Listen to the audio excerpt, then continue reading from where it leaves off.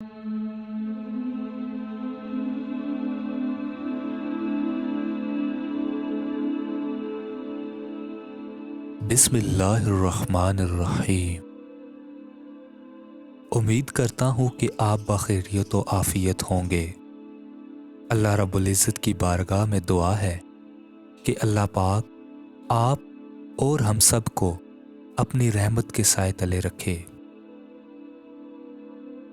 मुअज़्ज़ज़ दोस्तों, दुआ एक ऐसी चीज़ है जो तकदीर को बदलने और अल्लाह की रहमत के हसूल का बहुत अहम ज़रिया है। दुआ मोमिन का अजीम हथियार है।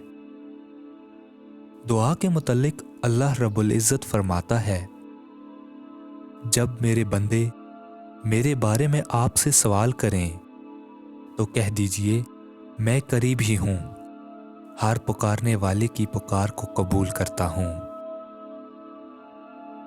मुअज़्ज़ज़ सामीन कराम, बहुत से लोग ये गिला शिकवा करते दिखाई देते हैं कि हमारी दुआ कबूल नहीं होती, लेकिन वो कौन से ऐसे अवामिल हैं जिनके बाइस एक आदमी की दुआ कबूल नहीं होती, और कौन से ऐसे अमल से आपकी दुआ ज़रूर कबूल होगी। आज की हमारी वीडियो का मौज़ूए सुख़न है।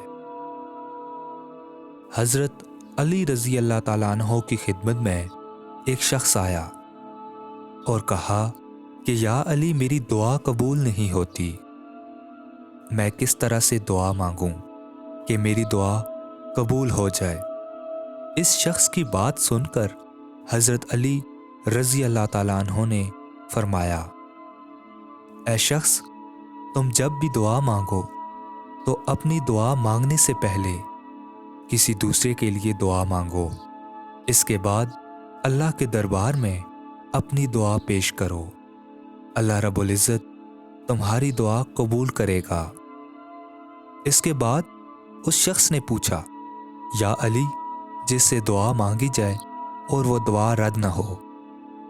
तो हज़रत अली रज़ी अल्लाह ताला अन्हो ने फरमाया, हाँ, अल्लाह के सबसे बेहतरीन महबूब हज़रत मोहम्मद सल्लल्लाहु अलैहि वसल्लम और उसकी आल।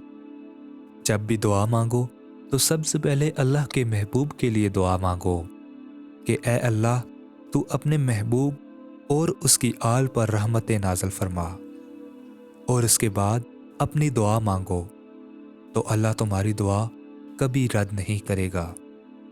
ऐ शख्स, याद रखना कि अल्लाह के कानून में ये नहीं कि एक दुआ सुने, वो कबूल करे और फिर वो दूसरी दुआ छोड़ दे।